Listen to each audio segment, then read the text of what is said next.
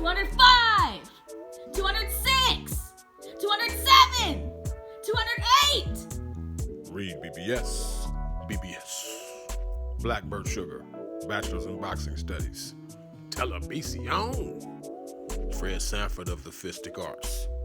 So yeah, we got the Mike Tyson, Roy Jones Jr. post-fight podcast. It was an entertaining event. It really was. Highlighted by Snoop Dogg's hilarious commentary and some old Negro spirituals he sang. As for the main event, I wasn't mad at it at all. I was highly entertained. I could tell that both men were pulling punches a bit. Mike more so than Roy.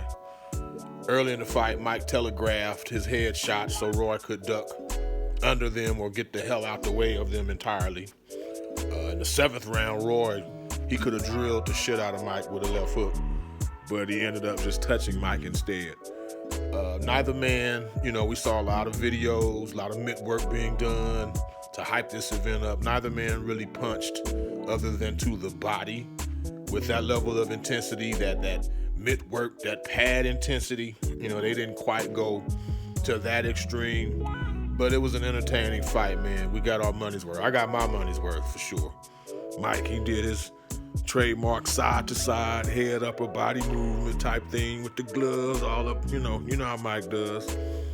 Roy did some of his signature poses, unleashed some shoe shine flurries late in the fight. It was good to see, man. It was, again, they entertained the crowd. Neither man got hurt. It was a nostalgic event, reminded me of the old school Tyson pay-per-views. And being real, shit, them hoes, you'd watch them and Mike's fight would last 90 seconds or a minute 20 seconds or right at 2 minutes. So, we got our money's worth. We got a sustained effort from a 51 and a 54-year-old, two legends who, they turned back the hands of time, not much, but they did remind us of who they used to be. They are who we thought they were. You know what I'm saying? So I'm not mad at all. I think Mike's gonna take home as much as 10 mil, with Roy taking home as much as 3 mil. That's good to see. Now, with that said, Nate Robinson, you just went from a noun to a verb, bruh. From now on, henceforth, you just got Nate Robinson. That's gonna be the new way to say you just got knocked the fuck out. We no longer need Chris Tucker or Smokey from Friday standing over people saying you got knocked the fuck out. We'll just say you got Nate Robinson. With that, let me go ahead and commend Jake Paul. I want to commend his commitment. He's always said the right things about boxing, how he's invested in it. I know enough about boxing to know you can get trainers to co-sign on your commitment even though it's half-ass. But at least against Nate, who I actually thought would beat Paul, Paul showed up, showed out. I thought Nate, being a world-class professional athlete, would prove to be the difference. But clearly Jake Paul has invested more time in boxing, and I commend the man for that. Now, let's not get it twisted.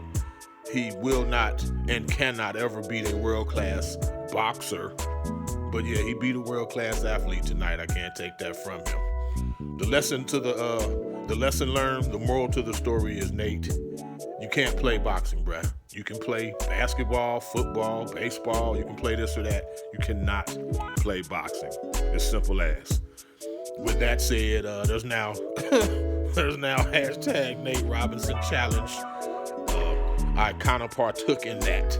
At the beginning of this video, you heard my daughter doing the long count. She was almost up to about 210. That's about how long Nate was out, unconscious on his face. And yeah, I'll have a picture at the end of the video also, just paying homage to the hashtag NateRobinsonChallenge. REED-BBS, BBS, Blackbird Sugar, Bachelor's in Boxing Studies, Televisión, Fred Sanford of the Fistic Arts. When all is said and done, there's nothing left at all to say or do.